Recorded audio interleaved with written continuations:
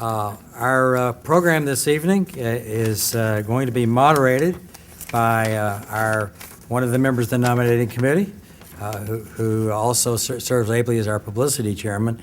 But apparently, before she got to us, Connie Moser got a lot of things done. She's president of the Neabsco Action Alliance, past president of the Dale City Civic Association, neighborhood coordinator for the Lindendale community, charter member of the Neighborhood Leaders Group, and a member of the Dale City Lions. Neighborhood Watch coordinator and past board member, Prince William Crime Prevention Council. She is a charter member of the Occoquan Woodbridge Neabsco Optimists, is a charter member of the Joint Chamber of Commerce, serves on the steering committee of the Americans in Wartime Museum. Additionally, she volunteers for Habitat PWC, is a member of the Prince William Trails and Streams Coalition, et cetera, et cetera. We're glad she was able to find room in her schedule to come tonight to moderate our very interesting program on Proffers. And I think that Harry Glasgow, are you going to be our timekeeper tonight? Okay. So Harry will be down front and highly visible to our speakers. If the panelists could come up, and Connie.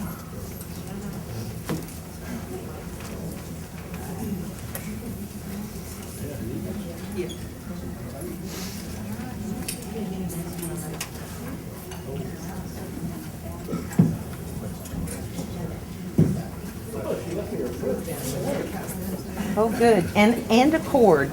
Yay. Because I'm not already crippled. Gentlemen, we short one? Oh, he's coming. I know. You know, I might just step back instead of step over. What do you think?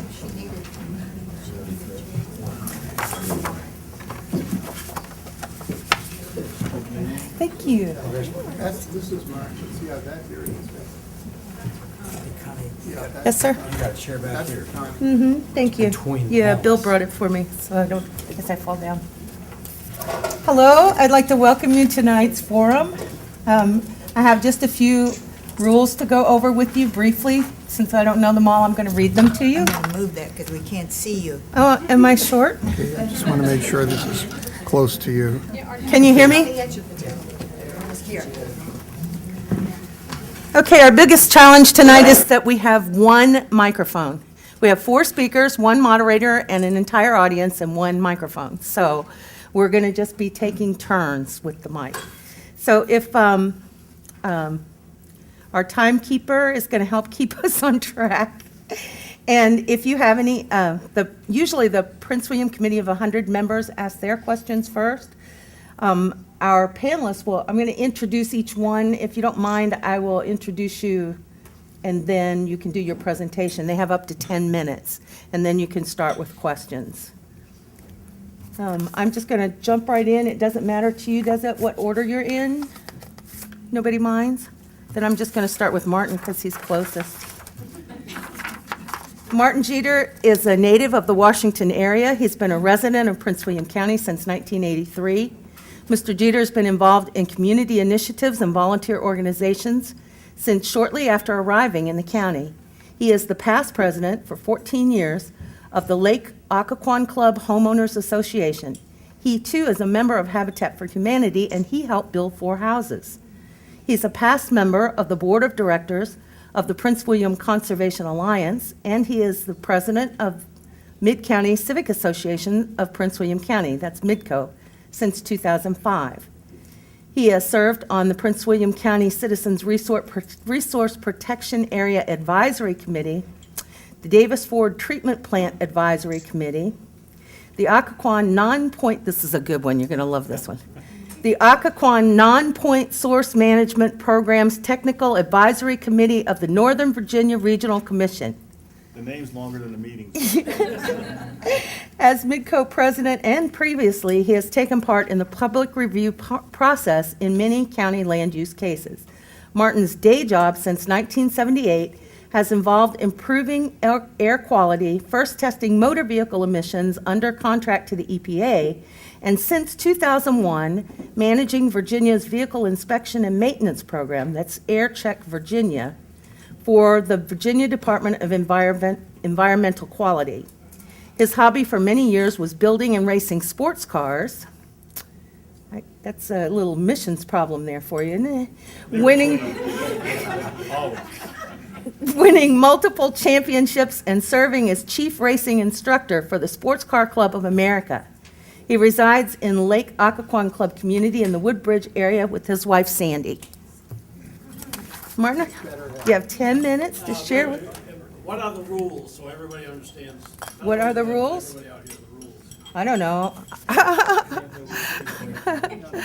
The only rules that I see on here are that they get 10 minutes, we get to ask them questions.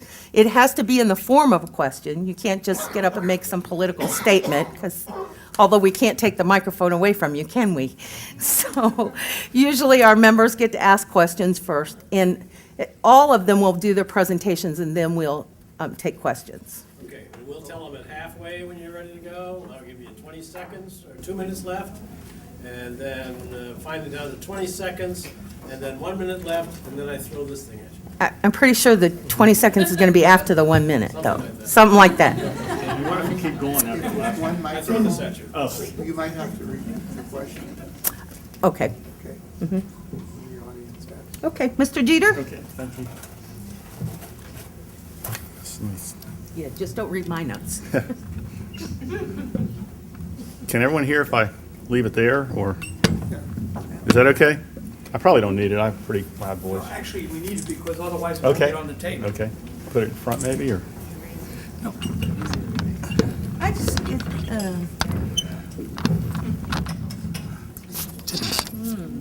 And that should go. Okay? I'll speak sideways. Okay, as Connie said, my name's Martin Jeter. I'm president of Mid-County Civic Association. We've been around as an organization since about 2005, and we're primarily an information organization, and we try to keep people aware of what's going on in their community, land use issues, and that kind of thing. One of the first issues that came up after we were formed was a middle school on Davis Ford Road, and we ended up being in opposition to that. And then one of the next things that came up was a church on the Prince William Parkway. And I was thinking, man, this is great for a brand new civic association. First, we're going to be against little children, and then we're going to be against religion. So that was not an ideal situation for us, but we ended up not being opposed to the church, and we kept our nose to the grindstone, following the facts and trying to keep people informed and holding our meetings, and things worked out pretty well for us. I want to thank the Committee 100 for having us all here tonight, and for having the speakers here.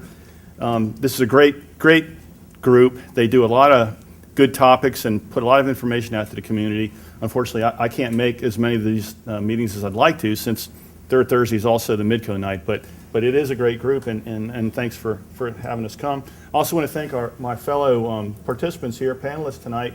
I've known Mark Granville Smith for a number of years.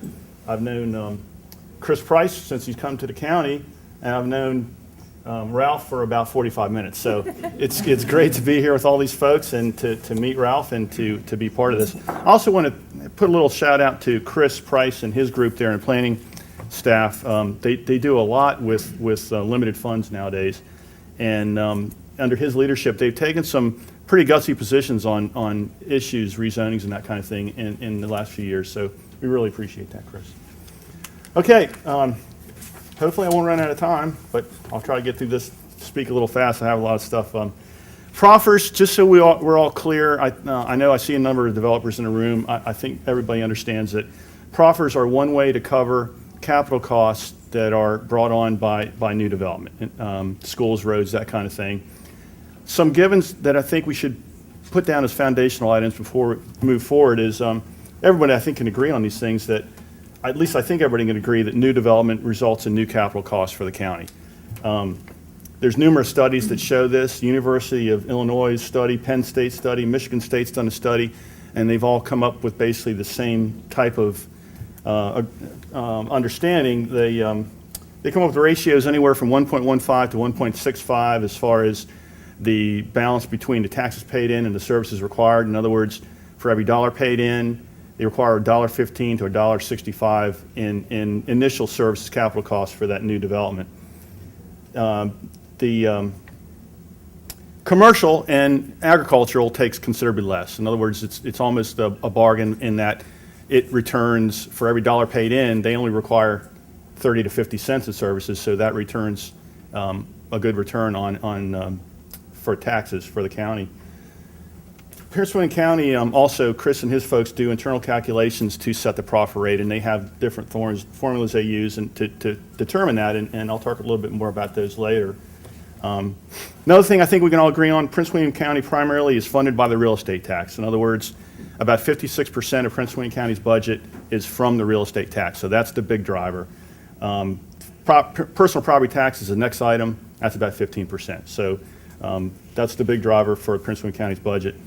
I think we can all agree that Prince William County's real estate tax has risen above the level of inflation historically, and that's over time. Sometimes it's less, sometimes it's more as far as how much it's rising. May even go a little below sometimes, but over a period of time, 10, 20, 30 years, historically it is rising above the rate of inflation. And the other thing we can all agree on, this is an easy one, is schools take up 62% of the budget. So once we have those foundational items, we have our basis, I think we look at there's other ways that new capital costs could be offset that new development generates. You have to pay for it somehow. You could pay for it, if not with proffers, then with different taxes that could be introduced. Proffers are not a general benefit kind of tax like other taxes are, in that proffers are a targeted tax, and they are for the actual items that the development is requiring, like schools and roads and police and fire and that kind of thing. But there is very good precedent for those type of taxes in Virginia and across the country. Roads, or fuel tax rather, pays for roads. You have targeting tax districts that pay for services in that district that the taxes are pulled in, and there's many other options. The new capital costs for development are somewhat offset by commercial development that follows, but that's not a reliable source. Proffers do provide flexibility that some other taxing sources may not. In other words, they can be land donations for schools and such, or they can be roads, money for roads. They can be environmental protection proffers that are over and above what the county specifically requires. So there's flexibility there. The current system may not accurately predict what school children are going to be coming to the schools. And I'll talk more about that later. The county uses a student generation factor to do that. But if you look at the actual number amounts that are coming from single-family homes and townhouses and multifamily, it seems like the number of students could be a little different than what they come up with. But they do calculation on a regular basis, like I said. And if there is something wrong there, I'm sure they will take care of that sooner or later. According to good data, Bob Pugh has supplied this data. Current proffers are inadequate to the tune of about $1,300 per housing unit. Data showing that Prince William County real estate tax is rising above the rate of inflation would tend to support that position. You can argue the way numbers are come up with. You can argue the way he does his formulas, but you have two things here to kind of support the same idea. Another issue with proffers possibly is a proffer negotiation process. And that often results in higher density during the proffer dance that developers do with the county and citizens and the staff. That results in higher densities, and if you do have these inadequacies in the proffer amounts, then when you get those higher densities during this negotiation process, even if they pay a little bit more in proffers, it's still magnified by that deficit that you have. Some alternatives to proffers. Like I said before, you could raise the real estate taxes across the board for the existing taxpayers. This would have the effect of shifting the new capital costs for the new development to existing taxpayers. You could have a roads tax or a school tax. This is a similar thing. It also shifts costs to the existing taxpayers. You can have a level of service adequacy rule, like Chesapeake actually has that. And basically, that you have a certain level of service like we have, and if the development that's proposed doesn't meet that level, it's automatically not approved. So you could introduce something like that and do away with the proffers. Or you could reduce or eliminate building in areas without services. But one way to do that would be with targeted proffers that would actually, you would have proffers that were a good bit higher in areas that don't have the services, and you would have lower proffers where you would target the development, and that was discussed during the last comp plan update. It was one of the things they talked about. It wasn't initiated. Two things I think we should do, Midco thinks we should do no matter what, whether we do anything with the proffers or whatever. Number one is we need a major effort in the county to push for more office and commercial space, specifically office. I think everybody agrees on that. It's not my brainstorm idea. We've been trying to do that for years. We have that as a goal in the comp plan. That's part of what was meant by the centers of community, centers of commerce. Unfortunately, I don't think we've done it the way we need to do it, though. I think we need a major push by citizens and developers and the county staff and the elected officials, and all really push in this direction and really do the best we can to try to get more commercial, because that'll diversify the tax base, take the pressure off the residential taxpayers. The other thing we need to do, in my opinion, is reduce or eliminate comp plan amendments that change office and commercial, specifically office, to residential, because every time you do that, you are eliminating another chance to diversify the tax base, and you also have, when you eliminate that chance, that land's never going to come back and be able to be used for office. And your comp plan that your citizens have put the time into and your staff's put time into and the supervisors have voted on this, it's calling for office in a certain area, and we get the typical response that, well, we tried to sell office, we can't do it, it's just not in the cards right now, and it gets changed to residential. Well, maybe we need to hold on and wait till we can get office in those areas and try to get this economy diversified. So in summary, proffers aren't perfect. They do a good job for what they do, which is try to offset the capital costs for new development. And they work well to address capital costs. They maybe could be targeted better. Maybe we could do a little bit more with the formulas to address exactly where school children are coming from, how many, and that sort of thing. But the alternatives to proffers, the new taxes and that kind of thing, I think are politically problematic, and it's also a fairness issue. Thanks a lot.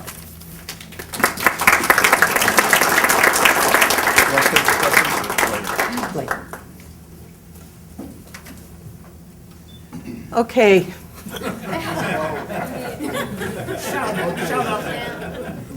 Stand up, Connie. I am standing up. Jump. Thanks, Jack. I'm also hampered. I'm 60, but my hip is 10 weeks old, so we're still getting used to each other. Next, I too just met Mr. Stevenson tonight. Ralph Stevenson is a co-founder with Bob Pugh of Prince William Citizens for Balanced Growth. PWCBG originated during the proposed Brentwood residential development rezoning in 2005-2006. PWCBG remains active, seeking to ensure that county policies balance residential growth with traffic, school, taxes, economic, and quality of life issues. Mr. Stevenson has been married to Catherine Mary for over 27 years. The Stevensons have been residents of Northern Virginia since the early 1980s and settled in Prince William County in Braemar in 2000. They have 3 children, all of whom graduated from Marsteller Middle School and Brentsville High School. Mr. Stevenson served as missionary for the Church of Jesus Christ of the Latter-day Saints in Taiwan. He speaks Mandarin Chinese and currently serves as membership and financial officer for a local Chinese language congregation. Mr. Stevenson has both a BA in communications journalism and an MBA in finance from Brigham Young University. He served with the Foreign Broadcast Information Service for 10 years as an editor and manager in Thailand, Japan, and South Korea. He currently serves as a strategic planner financial officer for the U.S. government. Mr. Stevenson's avocations include history, the arts and culture, gardening, and water and other outdoor sports. He and his wife love their community, and they intend to retire here, so they are very much vested in the long-term future. Mr. Stevenson?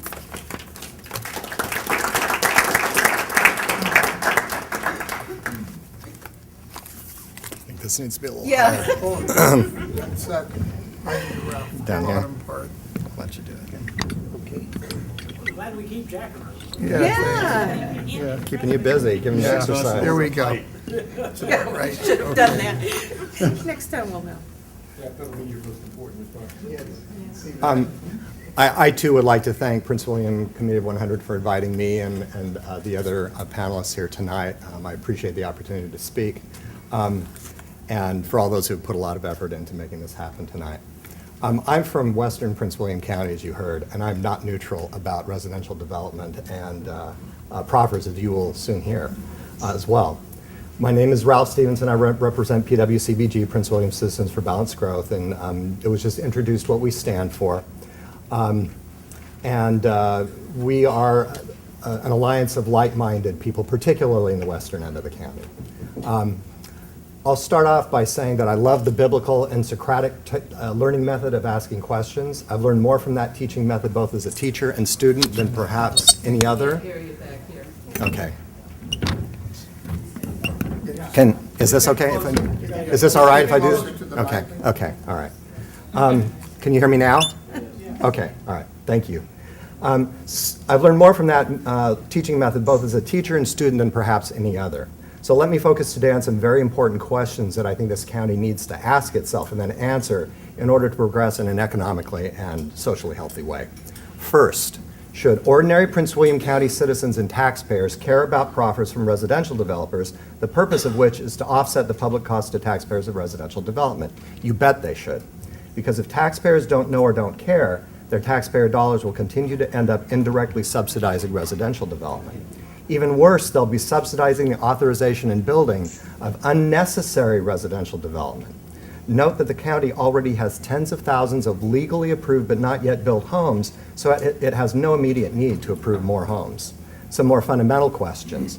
Should taxpayers subsidize unnecessary production by private businesses in one industry simply because those businesses in that industry are politically well connected and finance many local political campaigns? Has anyone asked county taxpayers if they want to heavily subsidize the residential development industry even when it overproduces?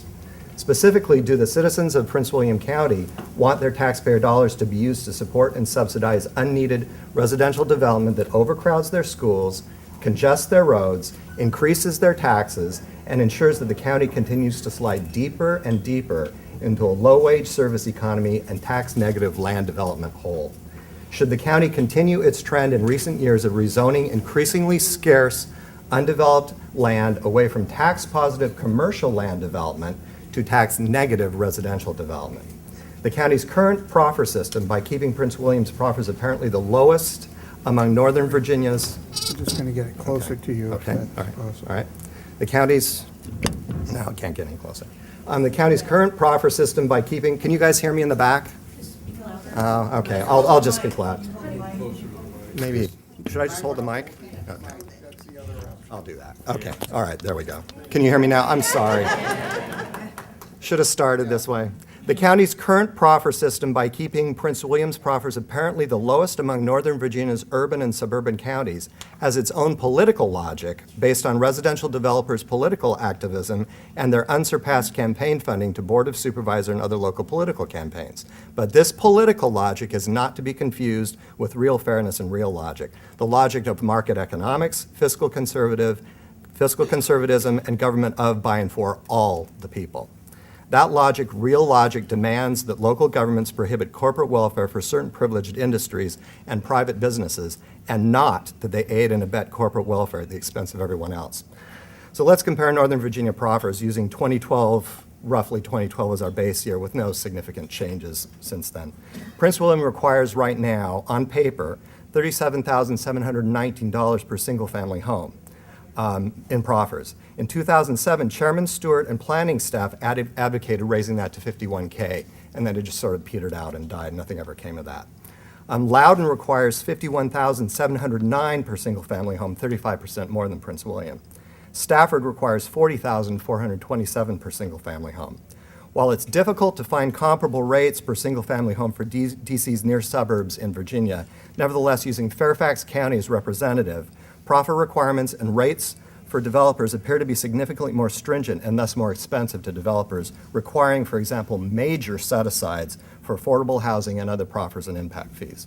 So, Prince William's proffers are apparently the lowest among Northern Virginia's urban and suburban counties. Should county taxpayers subsidize residential developers and politically, not economically driven residential development that overcrowds their schools, congests their roads, increases their taxes, and ensures a low-wage, long-distance commuter economy? Oh, halfway through, half my time is gone. Are county politicians, can you still hear me? Are county politicians, particularly the Board of Supervisors, willing to let the free market decide housing prices and supply, or do they consider that to be their prerogative, or do they consider it to be their prerogative as in a centrally planned economy using taxpayer subsidies that distort the market and promote waste, including waste of taxpayer funds and unnecessary building, unnecessary production that is politically not market-driven? Now, let me address the fiction often heard from developers that all residential development produces taxes and thus is tax positive, meaning that it adds more to county coffers and revenues than it takes away in costs for county services. PWCBG calculated back in 2012, thank you very much, Bob Pugh. PWCBG calculated back in 2012 that after accounting for all county government costs resulting from residential development, not just land and building expenses, but operational expenses as well, such as teachers, policemen, firemen, books, supplies, furniture, etc., a house had to be assessed at $448,174 to generate as much in real estate tax revenue as it cost the county in services for each house on average. So $448,174 was the tax break-even value in 2012. Note that 2008 to 12, the county's median home value, according to the U.S. Census, was $331,700. That's a big gap. So tax break-even 448, the median home value $331K. Similar calculations in previous years have yielded similar results. In 2009-10, the tax break-even value was $466,468. So going back to the 2012 tax gap of $116,474 for a home of median value, proffers, even when uncustomarily paid in full, would make up less than a third of the tax gap. But residential developers usually don't even pay the required proffer amounts noted above. Monetary proffers are usually waived, or the developer gets phony inflated credits to offset the monetary proffers it should be paying. An analysis PWCBG did of the 2010 Avondale development shows that, including land proffers, this development at its initial size of 295 units will produce in perpetuity a $463,000 annual tax shortfall before adjusting for inflation. The shortfall would increase if more units were added. In other words, residential development does not pay for itself.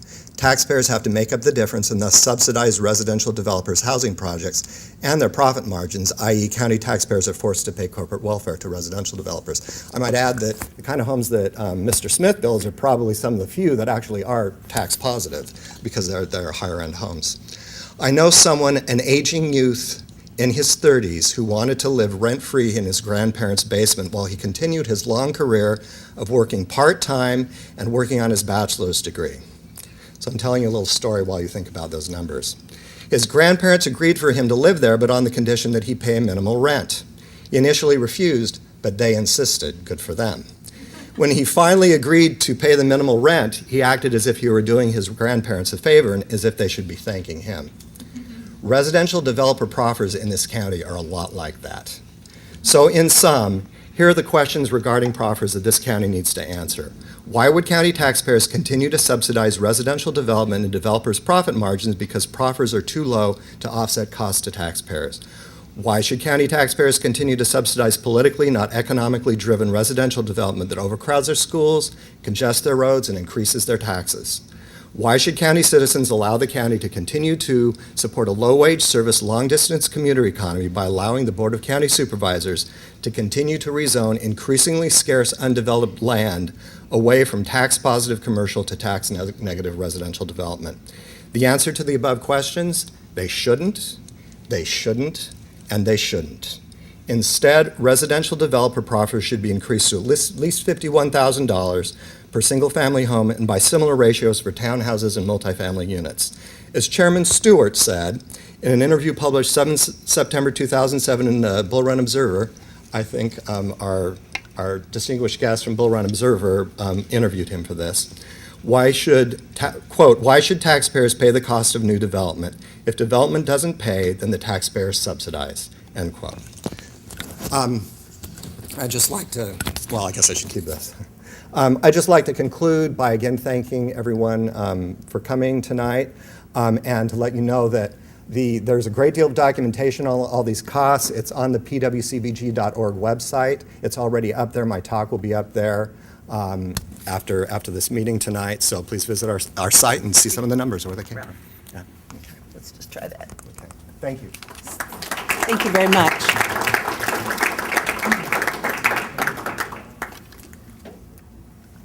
Okay. Yeah. It's like having three hands because I need one hand to read with. No, I'm great. I just want to mention, I want to welcome Mayor Porter, slipped in a little bit ago. So we just want to say hi. All right, our next panelist is Mark Granville-Smith. He graduated in 1980 from Georgetown University with a BSBA in Business Administration. For over 20 years, Mr. Granville-Smith has been CEO of Classic Concept Builders, Inc., a custom home builder solely in Prince William County, Virginia. Classic has built over 500 custom homes. He has acquired, rezoned, and developed numerous housing development projects in the county. Most of these projects have focused on 1 acre to 10 acre large wooded lot custom home projects. Classic has won numerous awards for custom home design, quality of construction, and excellent customer service. Its developments have won awards for quality and unique designs, as well as for environmentally friendly development practices and design. Classic has received 3 Builder of the Year awards from the Northern Virginia Building Industry Association, as well as its most coveted award, the Emil, do you say it Emil? Emil Keen Lifetime Achievement Award. He has also served as president of NVBIA 3 times. Mr. Granville-Smith has been very active in serving Prince William County through several volunteer and Board of Supervisor appointed positions. Board-appointed positions include ZORC, that's the Zoning Ordinance Review Committee, LUAC, that's the Land Use Advisory Committee, as well as Proffer Review Committee member. This committee was established by past Chairman of the Board of Supervisors, Sean Connaughton, to help ensure representation by the development community in the process of working with county staff in developing its monetary policy guide used to determine guidelines for proffer amounts sought by Prince William County. Classic has led a group of volunteers for several years developing the Rainbow Therapeutic Riding Center, serving handicapped children and wounded warriors. Classic is currently building a home for a local Prince William County Army reservist and his family, Jay Brasino, who was critically wounded in Iraq over 8 years ago. Jay is a quadriplegic, and he will have his first shower in 8 years this summer when his home is completed. Mark?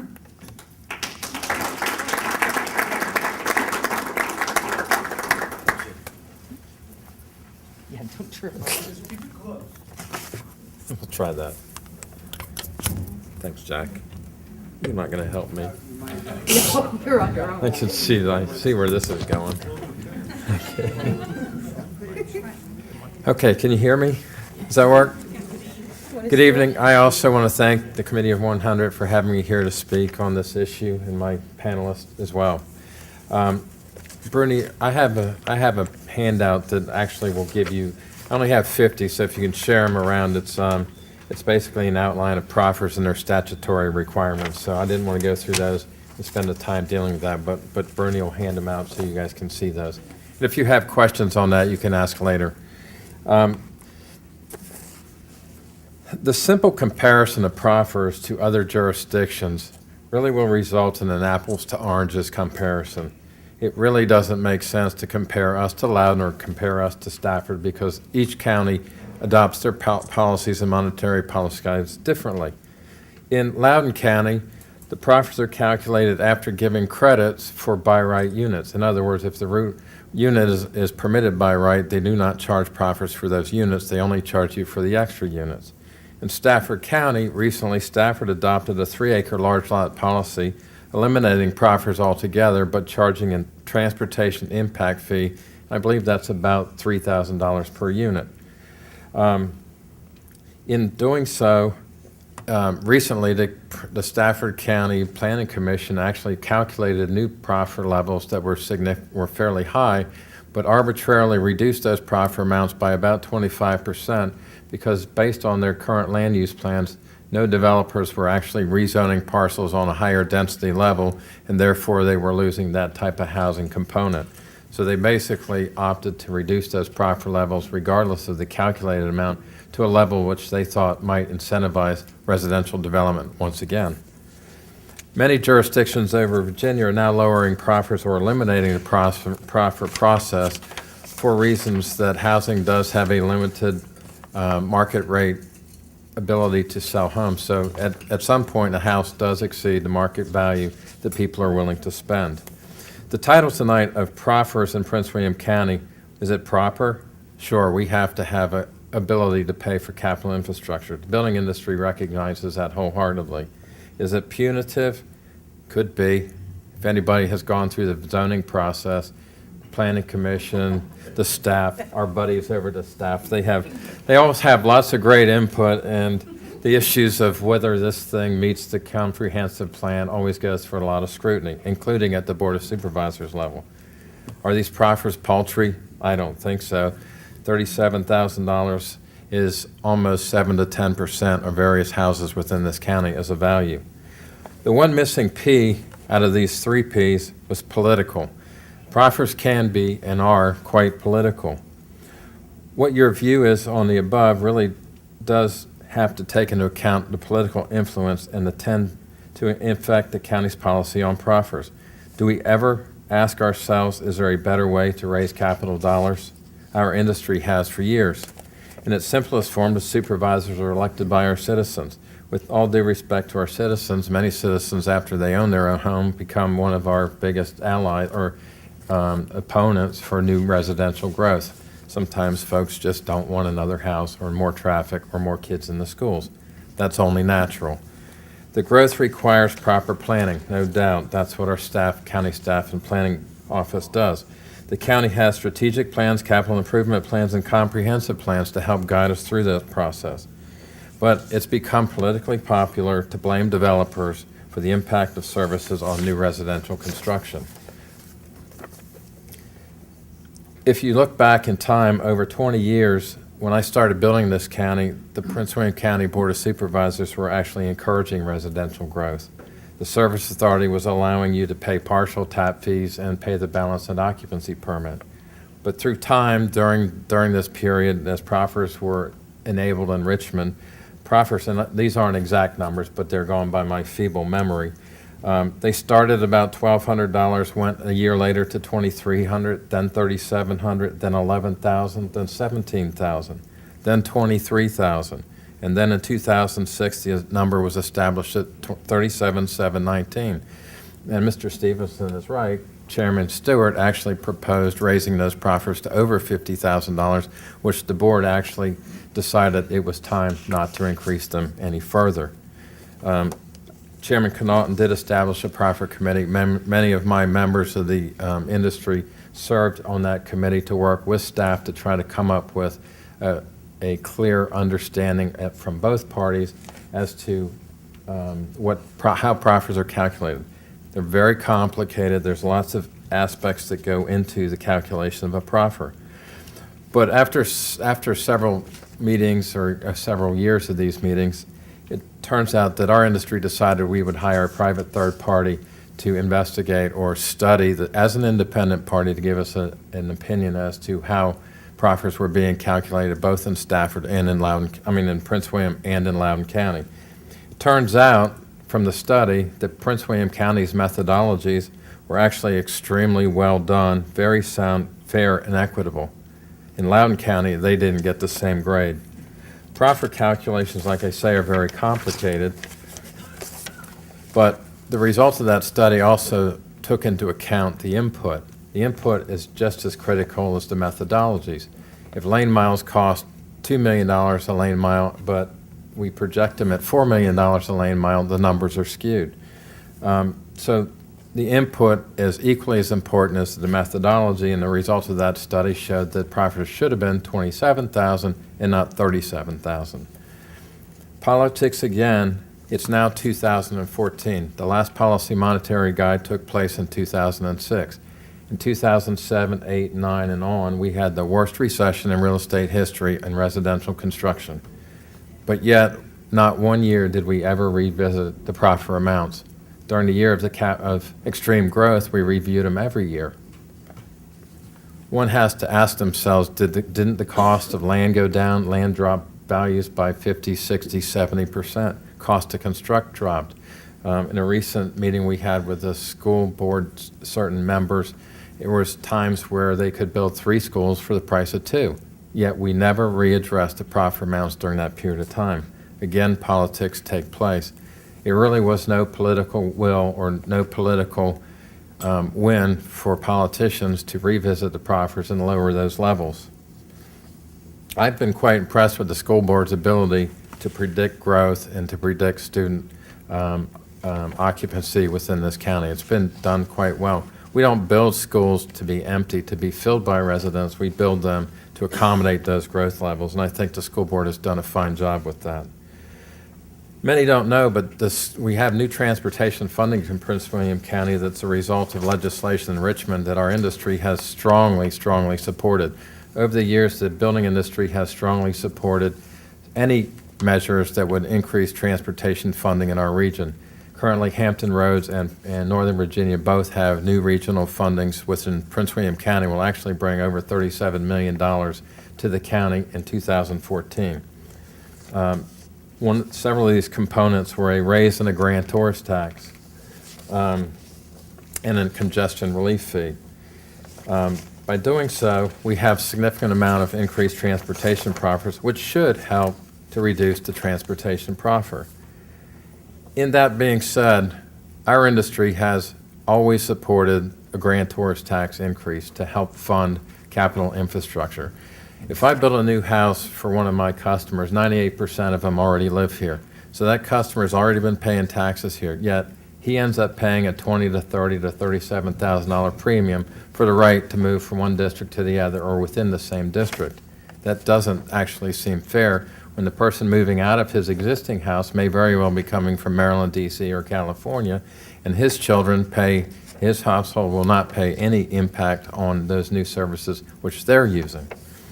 So once again, why isn't, and for years we've looked for the grantor's tax as a good solution, a partial solution to the capital infrastructure needs. Once again, why not? Politics. What politician in Richmond, what politician locally would want to tell their constituents, we want to raise your taxes across the board with the grantor's tax that every person would pay when it transfers, and it would be and prices would be down on 1% would be $5,000 on a $500,000 house, $2,500 at 0.5%. And not that significant of money when you're comparing it to $37,000.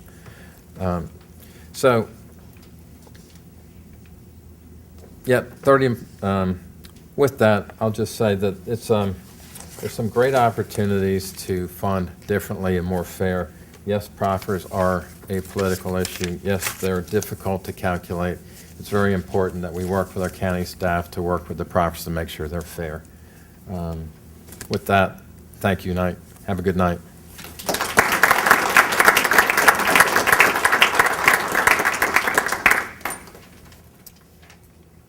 Jim, was that okay when I held the microphone? Yeah, that's much better.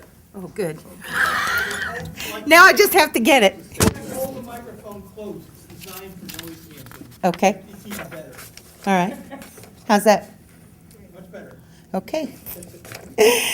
Our last panelist, but definitely not least, is Mr. Chris Price. Chris is the Director of Prince William County Planning Office. He has responsibilities over the county's long-range planning, current planning, zoning, and community development operations. He has 17 years of professional planning experience with a variety of county, city, and regional planning agencies in both Virginia and Pennsylvania. Chris holds a bachelor's degree from Penn State University, a Master of Public Administration from Old Dominion University, and he is a member of the American Institute of Certified Planners. Chris?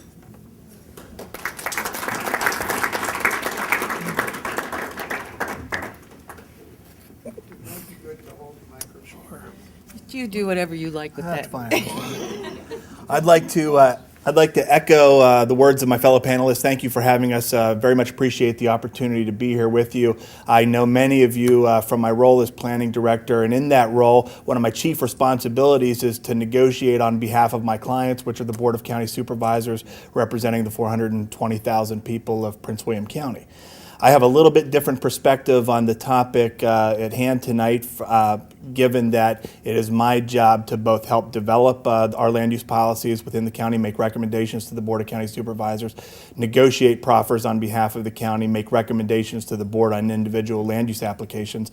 So we have both a big picture, long range, 20-year planning perspective, and then an individual application perspective at any given month, 5 to 10 applications coming before us for public hearing at the Planning Commission and the Board of County Supervisors level, which is significantly less than what it used to be prior to the recession. So one of the things I wanted to touch on, and my only instruction from the group for tonight was not to repeat anything any of the other speakers had said. So I'll do my best to do that. Very much appreciate the timekeeper, because as anyone who knows me, I'm very long-winded. So I think you all appreciate that very much. The first thing I'd like to say is that this thing we call proffers is very unique in the field of land use planning.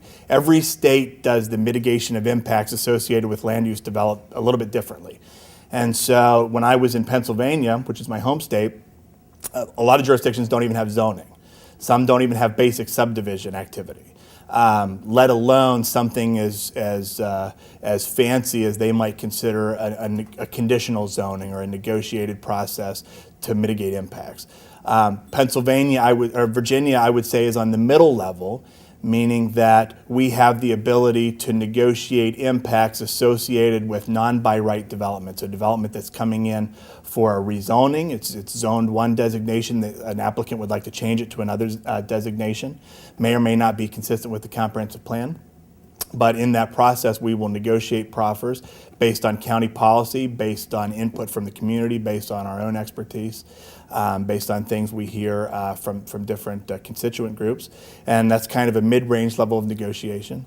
And then in some states, they have what's called an impact fee, where it doesn't matter if you're coming in with a rezoning or a special use permit, conditional use permit, or if it's a by right development, a unit that's been approved 70 years, it's consistent with zoning from 70 years ago, that you can assess an impact fee based on the impact of the unit that's coming online at the time that unit is coming online within a community. So it would sort of be the highest level of recouping the fiscal impact from an individual land use application. So we're sort of in that middle level. And we really live within an environment that's heavily regulated by the state. So the state has rules and procedures and ways and mechanisms and types of things that they allow us to consider and types of things that we can't consider. One of the first things that I will say that no one else has said tonight, and it might surprise a lot of people, is that proffers are voluntary. So one of the things I hear all the time is, why don't you require X, Y, or Z? Even our monetary proffers that we talk about, that are the $37,000 per single family house, that's voluntary. Now, the developers generally would say it's voluntary, and that may or may not be true. But when we set a level of service policy or really negotiate any type of policy, monetary or non-monetary, it's got to be tied back to the comprehensive plan or some board adopted policy, so that we're not way out in left field just saying, I think you should do this, no, let's do this. And so when we're negotiating these things, the level of service policy, the monetary guide that we've talked about, non-monetary proffers like aesthetics or buffers or trees, they got to be tied back to some type of policy. But they are voluntary.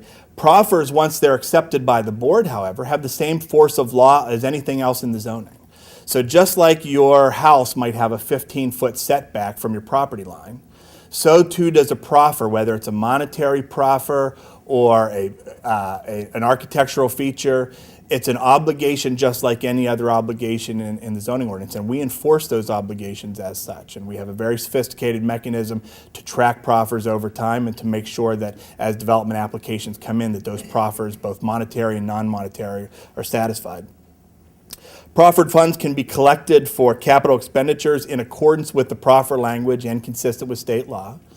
And so from time to time, this is a big challenge with developments that get approved in one era and then conditions change over time, is that the proffers have to be used specifically as they were identified at the time that that rezoning application took place.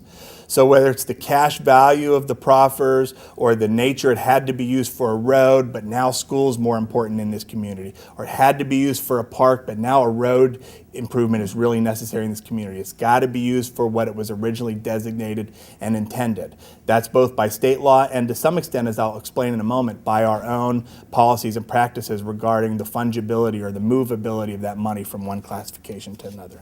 And then those recommended monetary proffers are consistent with board-adopted policy. The basic purpose of the proffer is to identify the potential impacts associated with a development and to develop a strategic plan to mitigate those impacts. Unfortunately, we have one-size-fits-all policies in an environment that's not at all one-size-fits-all. Every community is different, every need is different, whether it's the western part of the county, the eastern part of the county, the central part of the county, or individual communities within those parts of the counties. The needs might be very different, but some of our proffer policies tie us to one-size-fits-all language, and that's a bit of a challenge, and some jurisdictions do it a little bit different, and I'll mention that before I close. But proffers are a significant factor in our land use regulation process and a significant part of the decision-making process. Our proffers are uniform throughout the county. So on non-monetary proffers, we might be able to negotiate some aesthetic kind of things, design, buffers, landscape features in consultation with the community and consistent with our plan. That's community specific, but those level of service, the monetary guidelines, those are uniform throughout the county.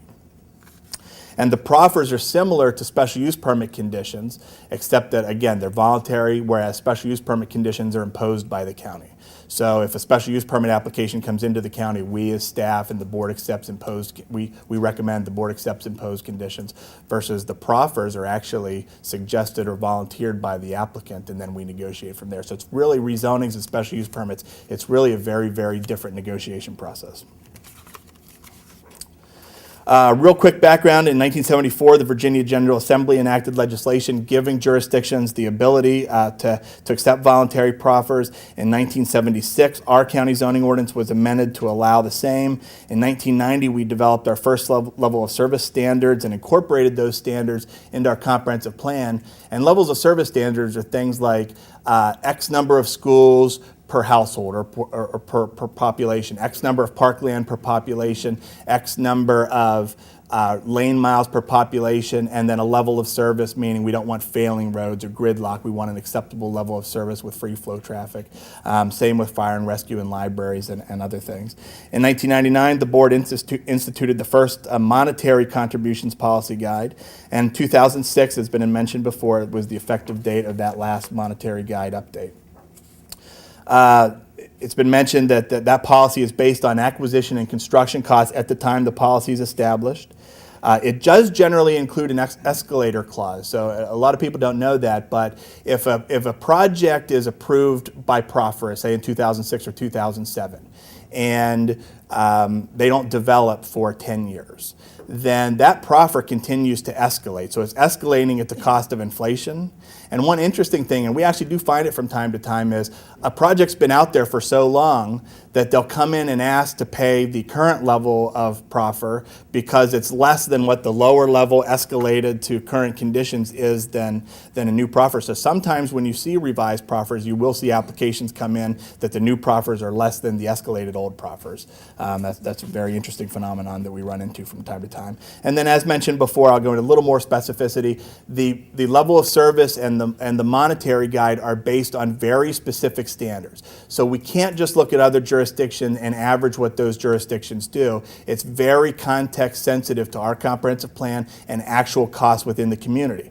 So we look at the cost of land, cost of site preparation, the facilities construction, student generation capacity. And I would echo what the previous speaker said. The schools does a phenomenal job of annually estimating what they think is going to come out of school from a generation rate. And then the share of capital facilities costs from the federal and state government. Another thing I don't think we've touched on is that proffers can only be used for capital facilities. The second most common question I get is, why aren't you negotiating for ongoing operational costs? We do not have the authority to negotiate or even accept proffers, even if an applicant wanted to give us proffers for operational costs. It's capital only. The state has even amended that a couple times over the past years to tie our hands even further. It used to be that we could collect proffers earlier in the process. They've extended that to later. So we're feeling the impacts of the development much earlier in the process, and it's much, much later before we can start collecting money to offset those impacts. That's a problem for us. And finally, the nature of the proffers we're allowed to accept have become much more restrictive in terms of it's got to be associated with just new capacity, adding projects rather than repair or replacement of facilities. So the state does tie our hands to a great extent. I can promise you we do try our best to negotiate on behalf of the county. I hope we do a good job for you. I hope I hear it when we don't do a good job for you. But again, thank you for the invitation tonight. I appreciate the opportunity to be here.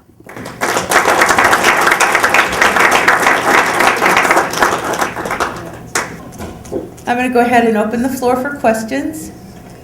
Jesse? Jesse Barringer, Gainesville. I'd like somebody to explain grantor's tax. I don't know what that is, grantor's tax. Okay, Jesse's question is, she would like to know what a grantor's tax is. Who would like to answer that? Mark?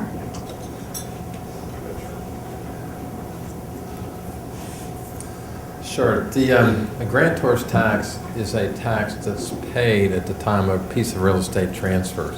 So it's like your recording tax, you got mortgage release fees, but a grantor's tax is a fee that's paid at the time of transfer of the property. The grantor would be the one selling the property, the grantee would be the one receiving the property. The grantor's tax is paid with every transfer of every piece of real estate. So however much that rate might be, for instance, when they've recently come up with the new transportation funding, what was it? Was it like 0.15 cents per hundred? Is that right? On the grantor's tax. So they increased that. They had a sales tax increase of, I think, 0.7%, and then there was a congestion relief fee that was added. So which, with all of those things combined, a lot of money was coming to the region. Prince William's share was about $38 million per year.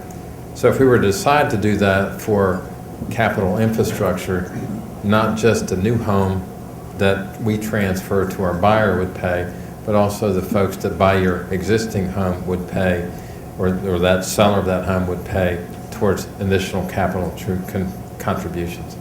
So the seller has to pay it? The seller pays, correct. I mean, in a typical real estate transaction, you can negotiate in a contract who pays it, but grantor's tax is typically paid by the grantor or the seller. Thank you very much. Yeah, I got it. I had another problem. I've heard that expression, a face could break a camera, but I never saw it happen before. Brianna? Brianna Altman, Occoquan District. My question is for Chris. You mentioned impact fees. What would qualify? What's a qualifier for an impact fee? Did everyone hear the question? Brianna asked, what is the qualifier for impact fees? So like proffers, it's heavily dependent upon the needs of your community. So in a state that fully authorizes impact fee without any kind of restrictions, you do basic calculations of we're all in this together, what's everyone's cost of a road improvement, a school improvement, parks, police, fire, public safety, across a variety of categories.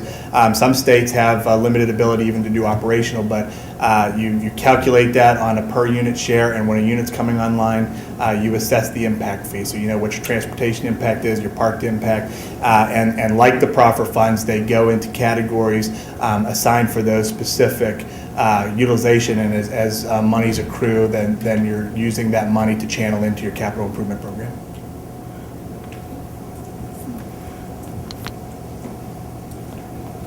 Thanks, Chris. Al? Yeah. Al Ward Coles District, and it's for Mark Granville Smith. On the grantor's tax, that makes a lot of sense. What's the status of that?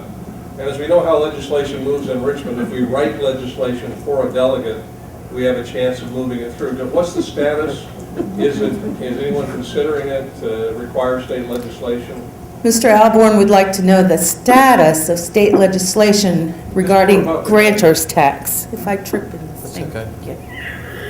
Thanks, Al. Actually, you might recall when a few years back when the Northern Virginia Transportation Authority was authorized to receive funding by certain taxes, one of which was the grantor's tax, which I believe at the time was like 40 cents per hundred. At the time, that funding was challenged by Delegate Marshall in the state court and was overruled that we didn't have the authority to collect those taxes as a authority. The local government has that authority, but the authority itself didn't, so that tax actually went by the wayside, and so did all that funding. However, the grantor's tax, when we proposed it in Richmond, it simply didn't get a lot of legs, and as I've proposed, or we've proposed it, our association has a state association called the Home Builders Association of Virginia. Here in Northern Virginia, it's NVBIA, and we have several chapters all around the state. But the grantor's tax, as it's been proposed, if you talk to one of your local politicians, which I've talked to many, really the only way that's going to happen is going to be pressure from or input from the citizens themselves. It's very difficult for a politician to say, we're going to increase your taxes, because the tax word is very bad. If you talk to folks in Richmond, they don't want to. However, last year's legislation, I believe it was the year before, did allow for these regional funding sources, which Hampton Roads and Northern Virginia now are going to benefit from. So it has happened. Will it happen as a replacement or an augment to the proffer system? We'd love to see it because it eliminates a lot of politics in making those calculations. Thank you. Next. Harry? Yeah, last 10 years, new development has added 22,000 additional students to the school system. The school board's been building schools at a prolific rate. They've opened 17 new schools in the last 10 years, and I think 2 more is coming here. Unfortunately, those schools, the 17 schools that were open, only accommodate 12,000 students. We have this 12,000 total. So we have this 10,000 student, I'm going to call it infrastructure deficit. I guess this is to Chris. You say everybody does a great job in terms of estimating the number of kids coming in, and they do. It's 2,200 a year after year after year, with very few exceptions. There was a dip the first year of the housing recession, it was 20,000. But it's over 10 years, it's averaged 2,200. How do these proffers that you work on every day accommodate 2,200 additional students based on the board of supervisors approving developments that add those 2,200 students? Okay, I think Harry's question is, how do you handle the deficit of 2,200 students? In the big, I can't answer your specific question. In the big picture, proffers that are accumulated for schools, so as developments come online, they pay the proffers as escalated over time. Those development or those proffers go into funds that we control for use as intended within the proffers, and then we use the proffer funds every year, transfer them to augment the school's capital improvement program. So why do we have this 10,000 student deficit? It's not a question for the planning. Would someone else like to answer that question for Harry? No? Mark? Mark's going to give it a shot. Thanks. I don't have those exact numbers, but I've seen some studies, at least on the school board, as a number. I mean, some folks here, if they're from the school board, could probably answer that better, but I don't know that we actually have a 22 or a $10,000 deficit. 22,000 additional students in the last 10 years, and they built schools to accommodate 12,000. Okay, but did all those students come from new housing, or did they come from influx of new citizens into this town as well? I mean, the school board actually projects student generation factors by each new household and by each new household type. So when I said that I think they do a very good job predicting that, I really can't answer the individual number that you're saying we have the deficit. But it's interesting you say that, because state law does not allow counties to charge for deficits. I.e., if we have a park deficit in land, the state does not permit counties to charge that deficit on proffers or new development. Same thing would take place with schools. So if there is a deficit and county policy dictates that they want, and I've heard quite a bit of this, is the county policy says, and I've heard from the school board, that they'd like to lower the per student, per classroom ratio down significantly, like maybe 4 or 5 students per classroom. Well, if there is an actual deficit, those funds need to come from operations or some other source. I agree, Mark. I mean, the problem is that the proffers were not sufficient for the last 10 years to accommodate the additional 2,200 students each year. Thanks, Harry. Who else? Scott, did you have a question? Yeah, I did. Scott Bell, Amsco District. My question's towards Martin. You talked about office space. So right across the street from the McCourt building, there's a big 4-story office, an empty grass lot. That's my neighborhood. The reason there's an empty grass lot is because the developers told me there's no desire for businesses to move in. So how is preserving office space going to generate revenue to lower the burden on the homeowners when there's no businesses to move in? And now we're just going to have an empty building sitting there, decaying, and then eventually it will just be too old. Nobody will want to move into an old piece of infrastructure. So how is that going to help in the next 5 to 10 years? So Scott's question is, if you don't have offices to move into office space, what is the point in preserving those? Thanks for the question, and I don't know the answer because I'm not a professional in the field, but what I can tell you is that there are people that build office buildings and occupy those office buildings and are very successful at doing that. And it's been done, for example, the building at the corner of Hoadley Road and the Prince William Parkway. Hamid Ghassemi built that building. And before that building was even done, he had, I think, if I'm not mistaken, 75% occupancy. So, and he is not a professional. He owns Smoketown Sunoco. That's what he does for a living, and he manages that with his wife. And he not being a professional, I asked him one time, I said, how did you do that? Because I have the same impression you do. The buildings there at County Center sat empty for a long time. Now I think they're mostly filled. And I think what you're talking about is a new building where the so-called farmer's market is now. That will never be a farmer's market. But is that the plot you're talking about? I thought so. We have a friend that lives right across from that too. But in any case, I asked him, I said, how did you do this? Because I'm involved in land use issues. We have people telling us all the time, you can't sell office, we can't do this, it's just not market. He said, Martin, I'll tell you, what I do is I'm available 24/7. If somebody calls me at midnight and they want to go look at an office, I get out of bed and I go show it to them. If somebody wants to move a wall, I get in there and I move the wall for them if I can do it. He said, I pay attention to what they want and I'm available to them all the time. So, you know, as I said before, I think it's just a matter of all of us pulling together. And I think if the citizenry, the citizens groups, the county elected officials, everybody, the staff, everybody really pushes in this direction. Otherwise, I mean, we will never do it. I think everybody agrees it's a goal of the comp plan. We've had many meetings over the years. Everybody agrees that, look, we need more office. We want places for people to work that live in Prince William County so they don't have to commute up the road to DC or Alexandria or Herndon or wherever. So, you know, the question is, how do we do it? But if we don't start and don't push and don't try, for sure it'll never happen. Sure. Yeah, I think I'm going to answer your question with a question. Martin's hit on this a little bit already, but I want to emphasize some of those points and expand on them a little bit. So to answer your question with a question, what is the Board of Supervisors doing to go out and bring more commercial business in. The fact is, we have a problem. 80% of our tax revenue comes from residential, only 18 comes from commercial.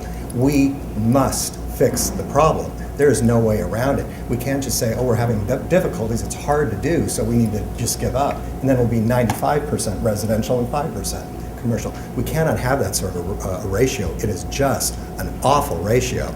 And commercial real estate virtually always pays for itself and subsidizes the rest of the tax base. So we want that kind of development, whereas residential development, as we've shown here tonight, doesn't. It doesn't usually pay for itself. So I think it's incumbent, just as Martin is saying, on us to pressure our elected representatives to make sure that they make some effort to bring in commercial. And also, it's incumbent upon us to make sure that we know that that's important to us and that we're not going to let them forget about it. Because it is a problem, but we can't just say, okay, here's a problem, it's hard to fix. We have to fix it. We have no choice. Thank you. Gil? Thank you, Gil Turner, Brentsville District. This one's probably for you, Chris, and I'm trying to sneak in a twofer if I can. The first part of it is, and follow on to Mr. Wiggins' comments, is one of the ways that we've been trying to catch up on the overcrowding issue in the school division is we take more and more money out of operations costs to service debt. The housing disaster that affected y'all and your industry so bad actually provided the school division an opportunity to catch up a little bit, at least on the western end of the county. We were able to make some significant progress in dealing with overcrowding in the Brentsville district during that period. To do that, we had to take on additional debt. In the next 4 to 5 years time frame, we're going to be hitting that part of our budget based on the current projections, where about 10% of our operational budget is going to be spent on debt service. At that point, we are going to be in, I would say, a conflict with the county as far as taking on additional debt for capital improvements. So the first question would be, how, if we continue with our profit levels at current rates, how are we as a county and a school division going to be able to negotiate the additional capital investment that's going to be needed when we will already have basically maxed out our debt service without affecting the AAA bond rate? That's the first question. Second question is more parochial, and it has to deal specifically with the Avondale development. One of the things that most of the citizens were understanding when that community was approved was that the Bent Hill Road would be moved prior to any of the new houses that were actually would go up. Now, the community has already started developing, houses are being built, getting students out of there, but that road the new Bent Hill hasn't come through yet. It's not there yet. So I guess as a citizen, how is it that we don't understand, we don't really understand the process for when changes are made to these, and we don't seem to have an input into that process. So we can talk about that. I learned a long time ago never to answer questions that are way out of my realm of expertise. So the first question is way outside of my realm of expertise of how is the school board independent of the county going to afford X, Y, or Z. The second question, however, while Avondale predates my tenure with the county, it goes to the point that I touched on, that we have really restrictive laws in Virginia relative to what we can collect and when we can collect. And sometimes the when is even more important. Because, and our board has made this part of our legislative priorities every year to get this change, is that the General Assembly has pushed back the time that we can collect proffers further and further back over the years, to the point where impacts are being felt before we're really generating money to accommodate infrastructure. So the point of a proffer system or an impact fee system or any impact mitigation system is supposed to be to ensure that growth doesn't outpace the ability to provide services. We, through state legislation, have guaranteed, to some extent, that growth will outpace our ability to provide services because it's outpacing our ability to collect. So in so much as you're relying on proffers for something like Avondale, where we're going to collect money or The other tool that we have available to us is phasing of infrastructure. And I'm not, like I said, Avondale predates me, but in many applications, what we will do is negotiate a trigger on infrastructure because it's our mechanism of last resort. So let's take a hypothetical 400 unit residential development. We might say that after no more than 50 residential units, you've got to build X, and after the 100th building permit, you've got to build Y. And so, we negotiate that with our partners, with schools, with parks, with transportation, with libraries, with the community. We negotiate those triggers.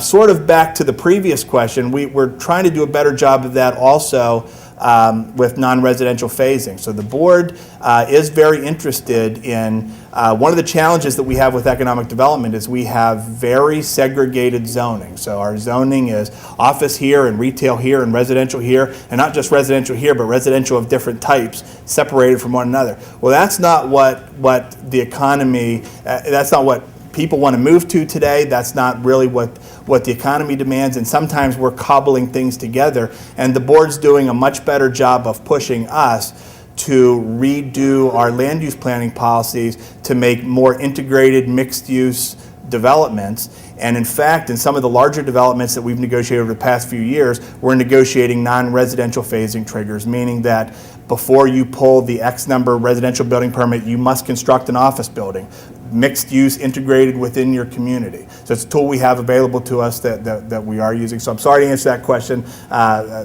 jumping back. So that's my answer on the Avondale question is, and I'm not sure about the particulars of the application, but there's probably some proffer allocation and collection issue and maybe a timing phasing trigger. I'm just not aware. My understanding was that the developer was supposed to put the road in. So that was the question. I've been asked several times. I don't know. Watch. Mark the county. Watch, Chris. Okay, we'll just take one or two more. Ernie? Ernie Porter from the Occoquan District. This question is for Mr. Stevenson. You made some comments in your remarks about free market versus planned economies and how that relates to this. And candidly, I have to think that some of the home builders are going to say, well, some of your subsequent comments don't sound really free market to me. I mean, if I'm a home builder, I'm saying proffers and encouraging the county to increase those, that's not free market, nor is saying, hey, we should have more office space if the market's not going to bear that. So when you got up and responded to Scott's question here, you talked about the County Board of Supervisors doing things to encourage more commercial businesses coming to Occoquan. See where I'm till June 30th, that's where my loyalty lies. So, but coming to Prince William County. So I'd like to hear from you, though, some ideas about what you think some of those things would be that would be consistent with free market. Well, I think when you're talking about the free market, you're supposed to allocate. That's okay. This thing has been my real, Yeah. been my problem tonight. When you're talking about the free market, you're talking about allocating costs down to where they belong, directly to who they belong to and where they should be. When we are indirectly subsidizing developers by having taxpayers basically make up the difference between their developments that don't, that don't generate enough tax revenue so that the taxpayers have to step in and make up the difference, that is interfering with the free market. We should let, and frankly, we still have a housing glut in this county, okay? So why are we encouraging more development? We have 30,000 homes approved but not yet built. Why are we encouraging a lot more residential development? That makes no economic sense to me whatsoever. So we should allow the costs to go down to where they really belong, and I think that means more to developers and less to taxpayers. So I think that is a free market solution. As for commercial development, and it's a fair question, but I think if you dig a little deeper with commercial development, the commercial developments are going to go somewhere, okay? If they don't go here, they'll go to Fairfax or Loudoun or Stafford or somewhere else. And if we provide incentives, and I think we would probably even provide some tax incentives if the county has the authority to provide tax incentives, or at least make it as comfortable for them as we can, we'll probably still make money on the deal because we do much better on money back from commercial development than we do from subsidizing the tax base than we do from residential development. So I would say that actually is free market when you dig below the first or second level, when you dig down to the lower levels.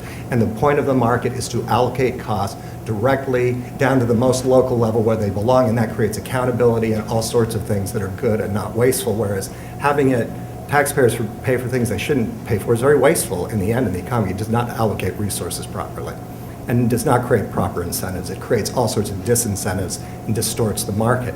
And what caused the Great Recession of 2007-8 more than any other factor, it was huge housing oversupply that was caused by political distortion of the system, too much housing, not with subsidized by all sorts of government interference, and that caused a huge distortion of the market. And we're still paying for it. Okay, so anyway, that's my answer. I hope that answers your question. Thanks. Okay, one more, sir? Oh, sorry, Sharon. Scott Jacobs, Brentsville District. Mark, my question goes to Mr. Granville Smith. I was hoping you might be able to elaborate on House Bill 1084, which will go into effect July 1st. House Bill 1084. Are you, is this a friend of yours? No, I think he was reading the handout that Bernie sent out. Because what I had handed out was some statutory requirements for proffers and how the various counties or jurisdictions need to be able to establish or create the proffer they're asking for. The House Bill 1084 was basically an offshoot of a Supreme Court ruling, which was a Coons versus St. Johns River, which was a jurisdiction that had actually exceeded the constitutional requirements or authority that they had to charge proffers. And basically the U.S. Supreme Court then made it clear as to what conditions that they could do it in, and it made it clear that, like the Nolan Dolan, or what I handed out to you, the rational nexus between a proffer and a project and its effect on the locality would take place. So that was legislation sponsored by the Home Builders Association of Virginia. It was basically, the goal was to have this legislation was to encourage localities to stay within the parameters of statutory requirements. And in reality, why it passed in Richmond was because what jurisdiction would intentionally do something that was unconstitutional? But obviously it did happen, went to the state Supreme Court. The reason we had that adopted in the state of Virginia was so that those issues could be litigated within the state without going to a federal court. I'm going to take one more from Sharon because she's just returned to us. She's going to be back on the board, and I don't want her to be mad at me right off the bat. I'm not mad at all. And we could talk for hours about offers that Mark and I can go back and forth about whether there's utility to that bill or just chilling effect on local land use. But it is important for you all to know that there was very little support on the other side for the local government approach, which is, why are you doing this to us? We don't do unconstitutional things, so why are you threatening us with the train fees, which are only because our tax dollars are being paid? So anyway, we're tax rates. But the question I want to ask, because nobody's really talked about it this way, and I just want you to think about it. I'm going to direct it towards Chris, but I also will direct it towards Martin, because I'd like to know what the citizens think about this. And that is, on one hand, we clearly have the ability to do comprehensive plans. We're required to do them. Zoning decisions implement our comprehensive plan or don't implement them, but they're the individual things we do. If a local government follows its comprehensive plan, it's got lots of protection for its decisions. There's another provision in that section on zoning and land use authority, which people don't think about necessarily in the same context, and that is the capital improvement plan. And my question is, if we're looking at it, and I don't know all the great stuff about economics, I'm not going to take you on, I'm not going to take Bob on. But if you look at your comp plan being your plan, on how you're going to do development, your individual rezonings, applications, determinations, maybe that plan work or not work. You ought to be looking at the other end at the balancing of the budget, because your capital improvements plan is the connection there. And I think that's one of the things that Dr. Kelly, when he first really gave a big push for the issue of Proffers for schools in the 90s, looked at, and others looked at it. So my question to you is, when you look at how you work up your comp plan and the recommendations you make to the Board of Supervisors, the Planning Commission, do you look at the capital improvements plan? And my question, follow-up to Martin, is that when you all go out there and you talk to developers, or you look at a project and you look at the impacts, which is really what the Proffers voluntary parks are to address, are you looking at the capital improvement plan for that project? And how it might be? Yes, thank you for that question. The process that you described is the ideal process and what we try to follow, meaning comprehensive plan is your biggest picture. This is your goal and vision of the community for some period, 20 or more years. You implement that through a variety of mechanisms, one of which the principal mechanism would be zoning, but also subdivision land development regulations. And then also your capital improvement program should be looked at as a way, not just to implement your comprehensive plan, but to link it to your strategic priorities. One thing that Prince William County does that many, if not most jurisdictions don't do, is in addition to a comprehensive plan, and I know several of you have participated on this committee, in addition to the comprehensive plan, we also do a strategic plan, and that's really what we're trying to do is a tie-over between the comprehensive plan and our both capital and operational strategic needs. It's really interesting whenever the way you phrase the question about should we consider it, because some jurisdictions actually look at it the other way, in that we have all these needs out there, and how do we solve those needs, meaning we build the capital improvement program and then we will plan based on what our needs are. And sort of, so is that a tail wagging the dog? Is that looking appropriately at what's staring you in the face? But again, what we try to do is big picture, working with the community division, implement that through the tools that we have available, link that strategically to the capital improvement program. And then the comprehensive plan, of course, it's a 20-year plan, but we update it every 5 years. Strategic plan updated every few years. Capital improvement program done every year. So there's opportunities throughout that process to do that long-range visioning and link to intermediate and short-term. And it's good to have intermediate and short-term, because our comprehensive plan, and I don't know if I said this earlier, I'm a big believer in what gets measured gets done. And shortly after I got here, I presented a work program to the Board of County Supervisors of things they had directed us to do. And our comprehensive plan had over 118 or 120 action strategies that they were basically directives to the planning office. Go out and do these things. That's not possible. We don't have the resources. I don't know if the community's interested in those things. They were really good things when we adopted each individual chapter of the comprehensive plan, but are they really strategic? Do we need to implement them? Do we have the resources? Are they really that important? Are they in conflict with other elements of the comprehensive plan? The answer to that is yes. We have several elements in comp plan chapters that are inconsistent with things from other chapters. So I do think we have that process that allows us to do the big picture visioning and the intermediate and the short term linking up through the capital improvement program and the strategic plan. What was the question? Sharon, the answer to your question is no.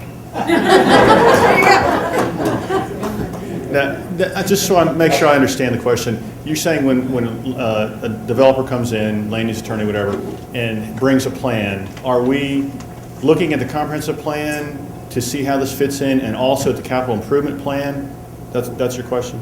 It is, and I think the answer is no, probably. It is no. Because nobody's doing it as much as they perhaps should. Chris's operation maybe, others maybe, but until you all start fitting those links together, and Mark's comment about the grand tours tax, that would be another way you would fill those gaps. But if you're creating needs in your development, or not creating needs, not as maybe sometimes as much as arguing it, and you're not looking at what you end up on the bottom line in terms of costs of facilities generated by that, and the impacts, then you're not seeing the whole picture. And so my question was a little rhetorical, because it's sort of like, are you all looking at that? Because if you're not, maybe you ought to be looking at it. And I agree, that's a good idea. Our next meeting will be the third Thursday, and if you'd like to come, we would definitely.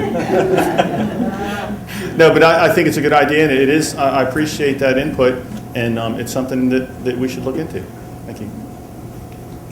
I do want to say, since we have so many civic associations represented here, typically what we do is intercede on behalf of the residents. We're not, we get counsel and advice, and we take all requests for information and all complaints, and we try to mitigate those. That's pretty much our job. We're like the middleman. We work in between the government and the citizens. So typically, no, we would not deal with the CIP. Although, we just had a conversation the other day where we were discussing that we need to look longer term down the road, not to name any names, but we were looking at a project on Liberia Avenue that seemed to require some, not just what's going on that corner, but what's going to go on at the next corner and the corner after that. You can't just pass a project without seeing the results of that project farther down. It may sound great right on that one corner, but it might not be so hot down the road. And I'm going to let Jack, if he promises to be brief, I'm going to let Jack say, yeah.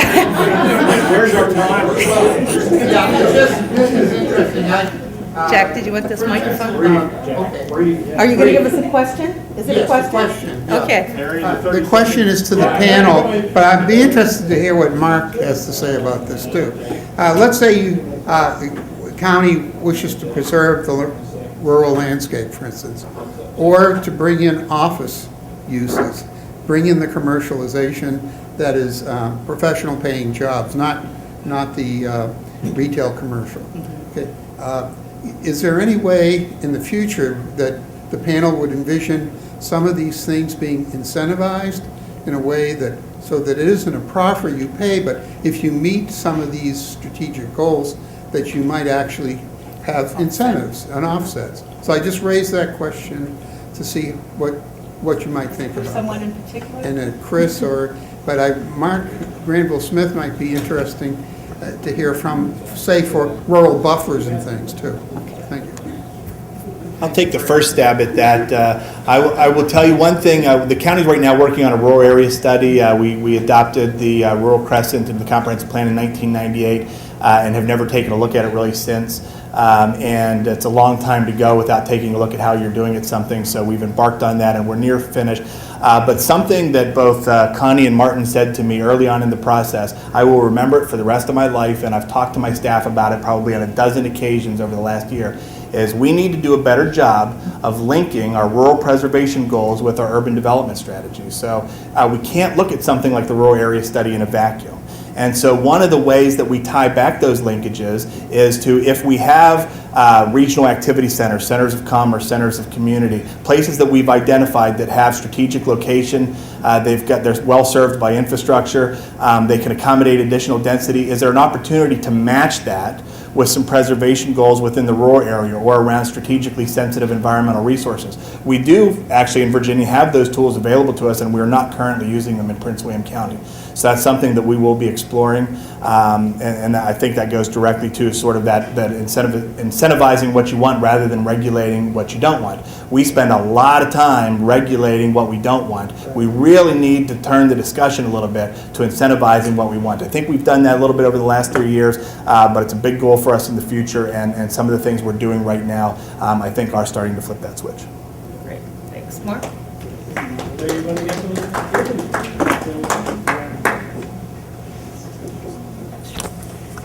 Thank you. I would have to echo what Chris is saying, because I mean, what you were talking about is how do you get those office buildings built and filled up. A lot of people don't like to hear it, but the only way that's going to happen is with density. I mean, a lot of times the people that live here are going to be the ones that work here, and until you have sufficient density in close proximity to these offices, it's going to make it difficult to have them scattered from one area of the county to another. I mean, we have a comprehensive plan with various locations with designations for commercial property, which which, as Martin knows, I mean, some of these areas just aren't ready. I mean, and I understand what he's saying is at some point they will be ready, but density does bring jobs. One of the other things that in the last comprehensive plan update, which we focused on in the Land Use Advisory Committee, was strategies to bring mixed-use communities into Prince William County.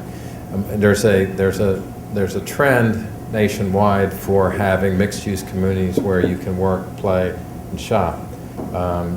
Those things, as Chris was saying, need to be close to transportation corridors, close to like the VRE, or close to areas where you can use mass transit.